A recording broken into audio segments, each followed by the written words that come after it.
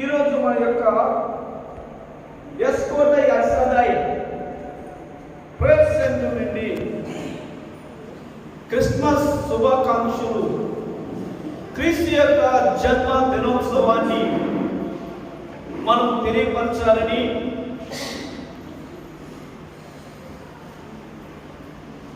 ఎంతో ఘనంగా ఈ యొక్క వేడుకను చేయాలని ఆశపడుతూ అలాగా కొనియాడుతున్న మనం అందరం కూడా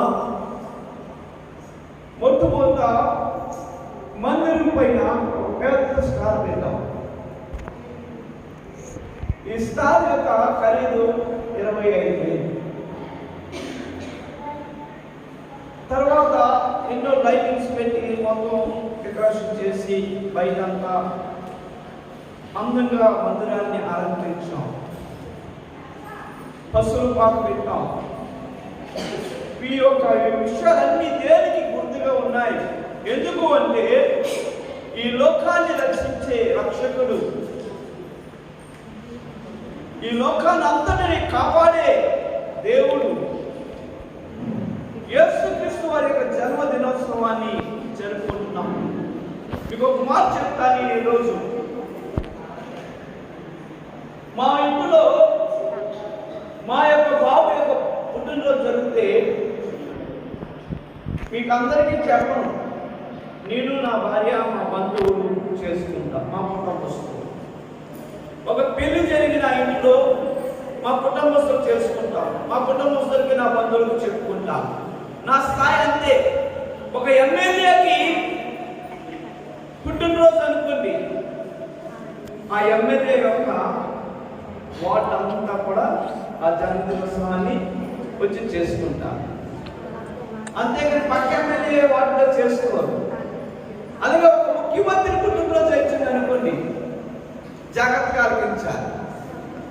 ఒక ముఖ్యమంత్రి పుట్టినరోజు వస్తే ఏం చేస్తారంటే ఆ యొక్క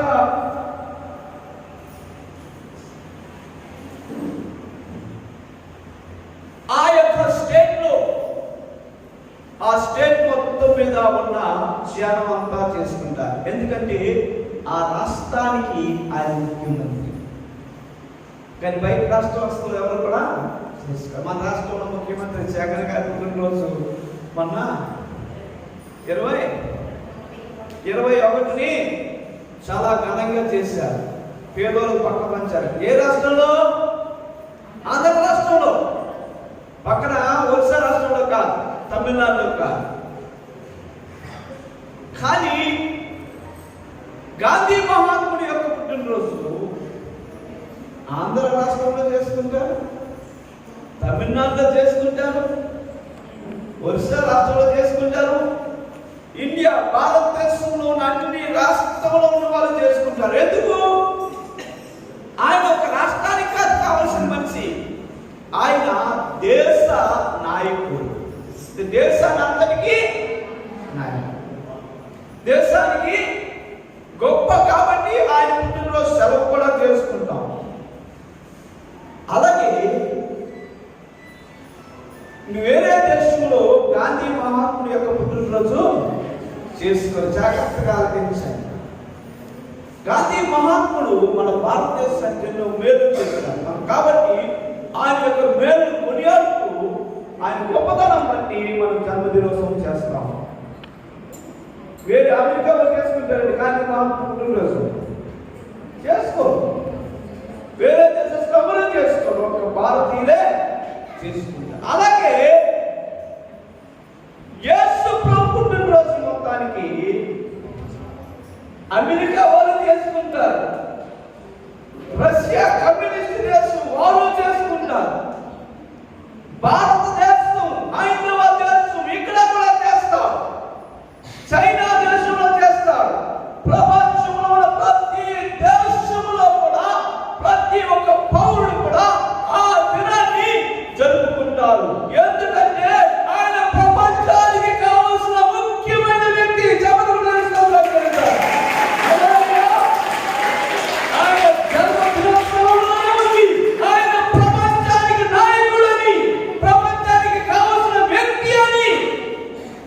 చూసారా? ఆయన ఒక భారతదేశానికి కాదు, ఒక అమెరికాకి కాదు, నువ్వు జరుపుకుంటున్నావు జన్మ దినోత్సవం కలిగిన వ్యక్తి ఈరోజు చేసుకుంటున్న క్రీస్తు ప్రభువారు ప్రపంచానికి అంతటికీ నాయకుడు. అందుకనే ఆయన జన్మ దినోత్సవాన్ని ప్రపంచం అంతా చేసుకుంటుంది. ఇంకొక మాట చెప్తాను నేను ఈరోజు, జాగ్రత్తగా దేవుడు మనల్ని ఆలకించాలి. అసలు యేసు ప్రభువారు భారతదేశంలో ఎందుకు జన్మించలేదు? భారతదేశంలో జన్మించవచ్చు కదా, అమెరికాలో జన్మించవచ్చు కదా. ఏమో భావని ఎక్కడ జన్మించాలి? భారతదేశంలో జన్మిస్తే భారతీయ దేవుడు, అమెరికాలో జన్మిస్తే అమెరికా దేవుడు, అంతే కదా. మన భారతదేశంలో పుట్టిన వాళ్ళని భారతీయ దేవుడుగా పూజిస్తున్నాం.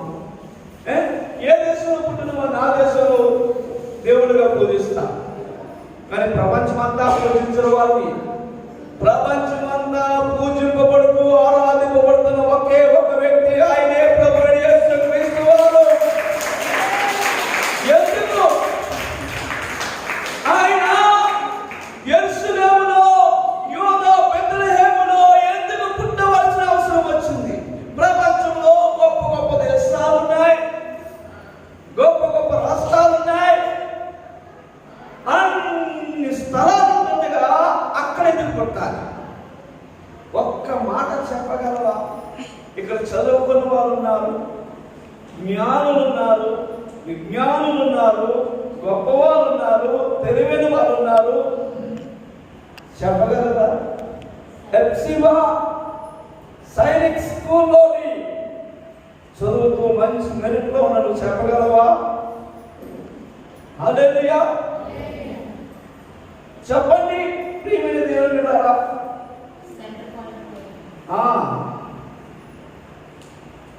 భారతదేశంలోని కాదు, కానీ ఆయన ఎందుకు అక్కడ జన్మించవలసిన అవసరం వచ్చిందంటే, భారతదేశానికి పరిపాలన ఎక్కడని ప్రారంభించబడుతుంది? భారతదేశ రాజధాని ఏది? ఢిల్లీ. ప్రధానమంత్రి అయిన తర్వాత ఎక్కడ ఉండాలి ఆయన? చెప్పండి.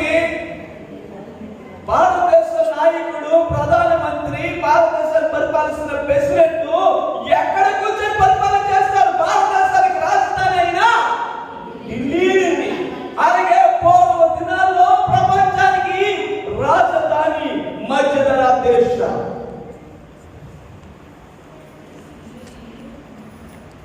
మధ్యధరా దేశంలో ప్రపంచాన్ని పరిపాలన 7 అక్కడ రాజ్యాలు పరిపాలించాయి. ఈజిప్షియన్స్, సిరియన్స్, గ్రీకులు, బాబిలోన్స్, ఇలాగా దేవుళ్ళ 7 రోమన్స్, ఇలాగా 7 అక్కడ దేశాలు, అక్కడ ప్రపంచ నాయకులు మధ్యధరా దేశం నుండి పరిపాలన ప్రారంభించారు. వారు నిజానికి ఆ దేశం కాదు, కానీ ప్రపంచాన్ని వారు జయించిన తర్వాత వారి నాయకత్వం, వారి పరిపాలన ఎక్కడ ప్రారంభించేవారు? ఈజిప్ట్ నుండి, మధ్యధరా దేశం నుండి. కాబట్టి ప్రపంచాన్ని పరిపాలన జరుగుతున్న ఆ స్థలంలో ఆయన జన్మించాడు. ఎందుకంటే ప్రపంచానికి నాయకుడు కనుక. ఒకరోజు ఆ 7 రాజ్యాలు పరిపాలన చేసిన ఆ 7 చక్రవర్తుల యొక్క పరిపాలన కాదాయనది. వారి పరిపాలన ఈజిప్షియన్స్ 1000 సంవత్సరాలు పరిపాలన చేశారు. సిరియన్స్ 1000 సంవత్సరాలు, ఈజిప్ట్ కన్నా వారు మంచి గొప్ప పరిపాలన, వాళ్ళు 1000 సంవత్సరాలు పరిపాలన చేశారు. బ్రిటిష్ వాళ్ళు 100 సంవత్సరాలు పరిపాలన చేశారు. రోమన్స్ వాళ్ళు 100 సంవత్సరాలు పరిపాలన చేశారు. గ్రీకులు 100 సంవత్సరాలు పరిపాలన చేశారు. కానీ వారి పరిపాలనతో అక్కడతో ఆగిపోయింది. కానీ యేసుక్రీస్తు యొక్క పరిపాలన ఇప్పటికీ కొనసాగుతూనే ఉంది. ఆయన పరిపాలన అక్కడ ప్రారంభించారు. ఆయన పరిపాలన ఏ పరిపాలన? వీళ్ళని కత్తులు పట్టుకుని పరిపాలన కాదు. చూసారా? ఆయన అంటాడు, నేను శాంతికి రాజును అన్నాడు, నేను ప్రేమకు రాజును అన్నాడు, నీతికి రాజును అన్నాడు, నీతి సూర్యుడిని ఆయన పేరు పెట్టబడింది. ఈ రాజులందరూ కూడా ఒకరోజు పరిపాలన, తర్వాత వారి పరిపాలన ఆగిపోయింది. అని ప్రభు పరిపాలన ఆగలేదు, కొనసాగుతూనే ఉంది. హల్లెలూయా! ఆయన పరిపాలన కొనసాగుతూనే. ఇంకా ఆయనకి అనేక మంది, ఒక సినిమా యాక్టర్ చనిపోయిన తర్వాత ఆయన అభిమానులు అయిపోతారు కదా. ఒక సినిమా యాక్టర్ చనిపోయిన తర్వాత ఆయన అభిమానులు ఆగిపోతారు. కానీ యేసు చనిపోయిన తర్వాతే అసలైన పరిపాలన ప్రారంభించబడ్డారు, ఆయన పరిపాలన. కాబట్టి ప్రియమైన దేవుని ద్వారా ఆయన ఎందుకు అక్కడ జన్మించవలసిన అవసరం వచ్చినది? ప్రపంచాన్ని పరిపాలించిన దేశాలు అక్కడే ఉద్భవించాయి. రాజుల యొక్క రాజధాని అక్కడి నుండే ప్రారంభించబడ్డాలి మొట్టమొదటిగా. రెండవ విషయం, మూడవ విషయం ఏమిటంటే, మొట్టమొదటి విషయం చెప్పాము, యేసు ప్రభు జన్మదినోత్సవము ఎందుకు తీసుకుంటున్నామో చెప్పారు. రెండోది ఏంటి? యేసు ప్రభు ఎందుకు అక్కడ పుట్టాడా చెప్పారు. అర్థమైంది కదా రెండు విషయాలు. మూడవ విషయం, యేసు ప్రభు ఏ దేశానికి, ఏ ఖండానికి చెందినవాడు? మాస్టర్ గారు ఆసియా ఖండం. హల్లెలూయా! టీచర్ గారు అర్థం చేయించారు. మరి ఆసియా ఖండం యేసు ప్రభు వారు జన్మించింది. ప్రపంచంలో ఉన్న ఖండాలు 7 ఖండములు. ఎన్ని ఖండములు? 7. ప్రపంచాన్ని 7 ఖండాలుగా పిలిచారు, మార్చారు. పూర్వ దినాల్లో చైనా, పాకిస్తాన్, ఆఫ్ఘనిస్తాన్, అరబ్ దేశాలు, చాలా దేశాలు, అదేవిధంగా నేపాల్, ఇండియా, ఇవన్నీ కలిపి ఆసియా దేశంగా ఇప్పటికీ కూడా పిలువబడుతున్నాయి. అలాగే ఇండియా దేశంలో పాకిస్తాన్, ఆఫ్ఘనిస్తాన్, బర్మా, నేపాల్, ఇలాగా కొన్ని దేశాలు కలిసి భారతదేశంలో ఉండేవి. ఇవన్నీ హిందూ దేశంగా పిలువబడేవి, ఇండియాగా పిలువబడేవి. ఇవి రాను రాను విడిపోయాయి, పాకిస్తాన్కి అయిపోయింది. అలాగే ప్రపంచము 7 దేశాలు, 7 రాష్ట్రాలు, 7 ఖండాలుగా జ్ఞానులు విభజించారు. 7 ఖండములలో ఆసియా ఖండం అవుతుంది. అమెరికా వేరే ఖండం, ఆస్ట్రేలియా వేరే ఖండం. చూడండి, కానీ యేసు ప్రభు జన్మించింది ఆసియా ఖండంలో జన్మించాడు. ఏ ఖండం? ఆసియా. మరి నువ్వే ఖండంలో ఉన్నావు? నువ్వే ఖండంలో ఉన్నావు? వాక్యం చెప్పండి, నువ్వే ఖండంలో ఉన్నావు? ఆసియా ఖండంలో ఉన్నావు. మరి యేసు ప్రభు ఎవరు దేవుడు? అమెరికా దేవుడా? చెప్పండి, మన దేవుడు. హల్లెలూయా! నా దేవుడు, నీ దేవుడు, అందరికీ దేవుడు, యేసయ్య దేవుడు, భలే మంచి దేవుడు, యేసయ్య దేవుడు, దేవుడు. చూసారా, మనందరి దేవుడు, మన ఆశయాలో ఉన్న మన దేవుడు అంటే. చాలా మందికి అనుకుంటుందంటే సారిగా పెరగడం ఒక్కట ఇంటి వైద్యానికి పనికిరాదట. మనం వదిలేసుకున్నాం, అమెరికా వాడు పట్టుకున్నాడు, మనం వదిలేసుకున్నాం. ఎవరు? ఆస్ట్రేలియా వాడు పట్టుకున్నాడు, ఆస్ట్రేలియా కాలం పడేస్తున్నారు, ఆఫ్రికా కాలం బ్రిటిష్ వాళ్ళు, ఇలా అంటున్నారు. విగ్రహారాధకులు వాళ్ళు, నిజానికి విగ్రహారాధకులు వాళ్ళు. మనం వదిలేసిన బాధపడుతున్నారు. ఇప్పుడు మనం విగ్రహాలుగా మారాలి. వారు సత్యదేవుని ఆరాధకులుగా మారిపోయారు. హల్లెలూయా. ఈరోజు ప్రియమైన దేవుళ్ళారా, దేవుడు మాట్లాడుతున్న మనం జ్ఞాపకం చేసుకోవాలి. యేసయ్య చరిత్ర కలిగిన యేసయ్య చరిత్ర కలిగిన దేవుడు.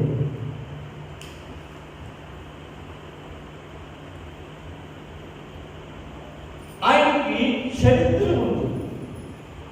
ఆయన కోసం రాయబడి ఉంది. ఆయనకి చరిత్ర ఏంటి? చరిత్ర చెప్పండి. యేసుతో చరిత్ర ఏంటి చెప్పాలి? చరిత్ర కలిగిన దేవుడు అన్నాడు. ఏంటి చరిత్ర చెప్పాలి? Very good. క్రీస్తు సగము. క్రీస్తు పూర్వం చాలా ఒక్క స్టేట్మెంట్ చాలా క్రీస్తు యొక్క చరిత్ర. హల్లెలూయా. నీకు నాకు లేదండి. మీ తాత పేరు చెప్పడం కానీ బైబిల్లో యేసు చరిత్ర రాస్తున్నారు. ఏ గ్రంథంలో ఏ ఒక్కరికి లేని చరిత్ర యేసుకి ఉందని నేను అనుకుంటున్నాను. హల్లెలూయా. చరిత్ర కలిగినది. అటువంటి యేసు జన్మ దినోత్సవం జరుపుకునేంత గొప్ప భాగ్యం దేవుడు మనకి ఇచ్చాడని ఎవరికి లేని గొప్ప భాగ్యం.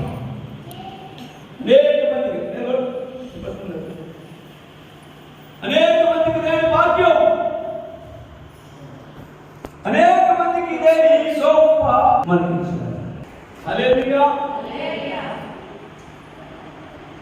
అదే పొద్దున మీరు ఆర్థిక ప్రసంగం అందరూ ఆలోచించారు కదా. మీరు విన్నారు ఈరోజు సత్యం అందరూ తెలియాలి. హల్లెలూయా. దేవునికి మహిమ కలుగుతాయి. నీవు ఆరాధిస్తున్న దేవుడికి చరిత్ర ఉంది. నువ్వు ఆరాధిస్తున్న దేవుడికి చరిత్ర ఉంది.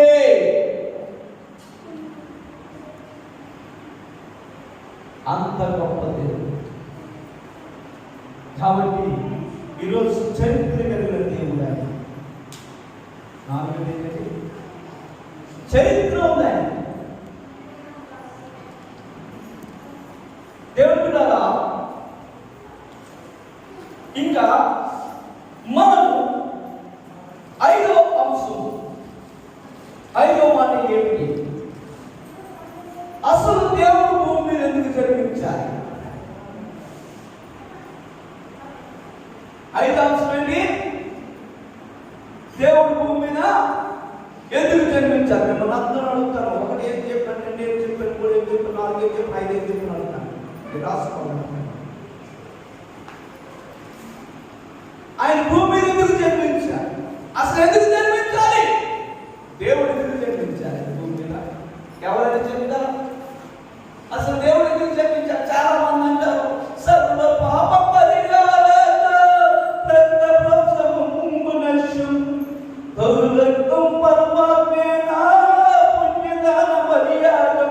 అంటే సర్వ పాప విమోచన కొరకని, ఆయన పాపలు రక్షించిన కొరకని జన్మించారు. మంచిది. పాపులను ఎలా రక్షిస్తారు? ఎలా రక్షించాలని జన్మించారు?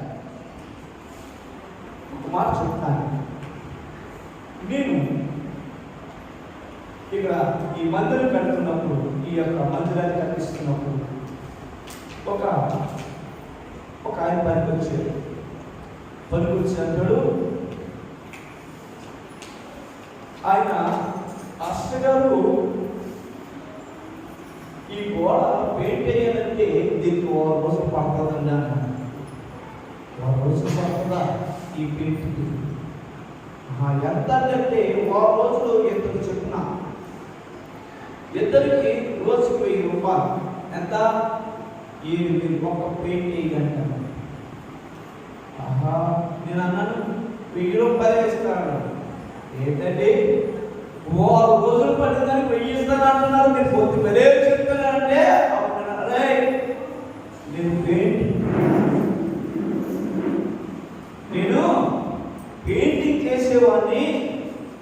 పాస్టర్ అయ్యాను.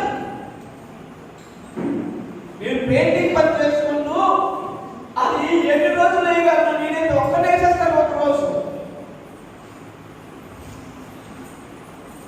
కాబట్టి మీ నాకాడు చెప్పవద్దు, కావాలా 1000 రూపాయలు, అమ్మో అని 1000 రూపాయలకి చేశాను. అంటే నేను చేశాను కాబట్టి నేను ఇక్కడ మాట్లాడుతుంటే ఒక చెప్తున్నాను కానీ ఇలా బయట ఆ వాటర్ ఫాల్ దీనికి పెయింటింగ్ ఉపయోగించి మాస్టర్ గారు ఏ మోసం చేసేది ఏంటంటే వారికి 10,000 రూపాయలు అయ్యేది 50,000 చెప్పగానే ఎలాగంటే 50,000 అంటే ఏంటంటే ఈ పెయింట్ ఎలాగంటే అలాగండి, ఇది ఎనకలప ఆకలప ఇది కలపని మోసం చేసి చెప్పగానే నమ్మించారు, పడిపోయారు. అని ఎందుకు వాళ్ళు మోసపోయారు? ఎందుకు మోసపోయారు? వారికి తెలియదు. ఈరోజు ప్రియమైన దేవుడా, నేనెందుకు మోసపోలేదు? నా దగ్గర ఎందుకు సాగలేదు? ఎవరైనా చేయగలరు, ఒక్కరోజు వేసేయగలరు అంటే అప్పుడు ఎవరో ఒక్కరోజు నేను వేసాను, ఇది ఈ బాడీ వేసాను, నాకు టైం లేదు. మీరు 7 రోజులు నా రాజ్యం తగ్గంటే అప్పుడు ఒక పెయింట్ వచ్చిందా పాస్టర్ గారు వేసారు, పాస్టర్ గారు 1000 రూపాయలు ఇచ్చేయండి, దయచేసి పాపం వాళ్ళకి ఏం తెలియదండి అని అన్నాను. ఎందుకు ఈ మాట చెప్తున్నా జాగ్రత్తగా అర్థం చేసుకోవాలి. ఈ లోకంలో అనేక మంది వచ్చారు, ఋషులు వచ్చారు, గొప్ప గొప్ప వాళ్ళు వచ్చారు, మంచి మంచి వాళ్ళు వచ్చారు. నిన్ను వారిని పొరుగు వారిని ప్రేమించన్నారు, పరాశక్తిని మోహం చూపు చూడొద్దన్నారు, వ్యభిచారం చేయొద్దన్నారు, అబద్ధం ఆడొద్దన్నారు, పొరుగు వారిని ప్రేమించన్నారు. చెప్పారు కానీ వారు చేయలేకపోయారు. చెప్పారు చేయలేకపోయారు. జయించండి అన్నారు, వారు జయించలేక. కాబట్టి జయించండి అన్నారు, వారు జయించలేకపోయారు. కాబట్టి వారు భూమి మీద ప్రజలకి మాదిరిగా లేకపోయారు. ఉదాహరణ, నీవు పెళ్లి చేసుకోబోయే ఒక అబ్బాయికి ఎంచుతావే, నీ కూతురికి పెళ్లి చేయాలన్న అబ్బాయిని ఎంచుతావు, కొడుక్కి పెళ్లి చేయాలన్న అమ్మాయిని ఎంచుతావు, నువ్వు బజార్కి వెళ్తే బెండకాయలు ఎంచుతావు, షాప్కి వెళ్తే చీరలు ఎంచుతావు, కొట్టుకి వెళ్తే అన్ని షాపింగ్లు అన్నీ ఎంచి నాణ్యమైనదా కాదా అని చూసి నీకు తిరిగిపోతే తెలుసులోని పట్టుకొని మరి వెళ్ళి మంచి కోరుకుంటావు. కానీ దేవుడి విషయానికి వచ్చినప్పుడు ఈయన నాణ్యమైన వాడా కాదా? ఈయన నాణ్యమైన వాడా కాదా? ఎలక్షన్లో ఓటు వేసేటప్పుడు డబ్బులు కమ్ముకుడిపోయే వాళ్ళు చాలా మంది నాణ్యమైన వ్యక్తిని చూచి వ్యక్తికి ఓటు వేస్తారే. ఈ వ్యక్తి ప్రజలకి కావాలి, నా దేశానికి ఈ వ్యక్తి అవసరము, ఈ వ్యక్తి నిలబడితే నా దేశం యొక్క బాగుంటుందని ఆలోచించి ఆ వ్యక్తిని నువ్వు నిలబెట్టి గెలిపించి దేశానికి నాయకుడిగా చేస్తావే. అలాంటిది నీ ఆత్మని ఎవరు రక్షిస్తారు? నీకు ఎవరు మాదిరికారం? ఎవరు నీ కుటుంబానికి క్షేమము అని ఆలోచిస్తున్నావా? హల్లెలూయా. ఈ లోకంలో ఆయన చెప్పడం కాదు, ప్రార్థన చేయండి అన్నాడు, ప్రార్థన చేసి చూపించాను. నిన్ను వల్ల నేను పొరుగు వాళ్ళు ప్రేమించన్నాడు, ప్రేమించి చూపించాడు. ఎంత ప్రేమించాడు? తన ప్రాణం పెట్టినంతగా ప్రేమించాడు. శిలువలో చెప్పండి తెలుసుకోవాలి.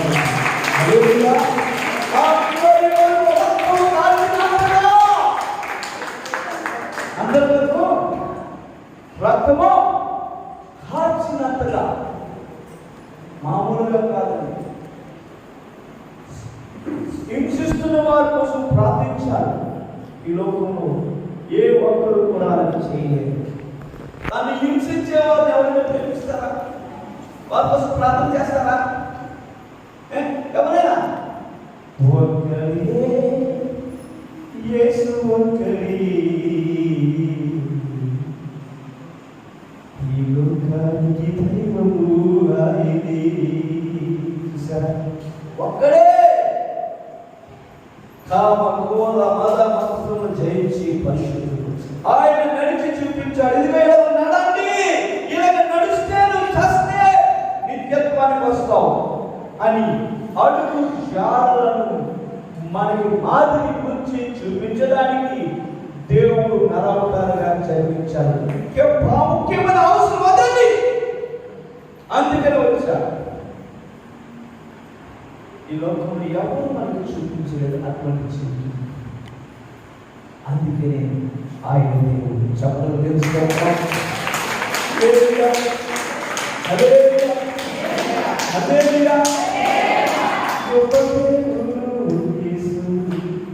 కాబట్టి పిల్లలు దేవుడుగా అలాంటి విశ్వసుల యొక్క జన్మదినోత్సవం జరుపుకుంటున్నాం. ఎంత గొప్ప భాగ్యం, ఎంత గొప్ప భాగ్యం అని ప్రార్థన చేద్దాం. కలుసుకున్నాం పిల్లల దేవుడుగా అందరం కూడా కలుసుకున్నాం, ప్రార్థన చేద్దాం.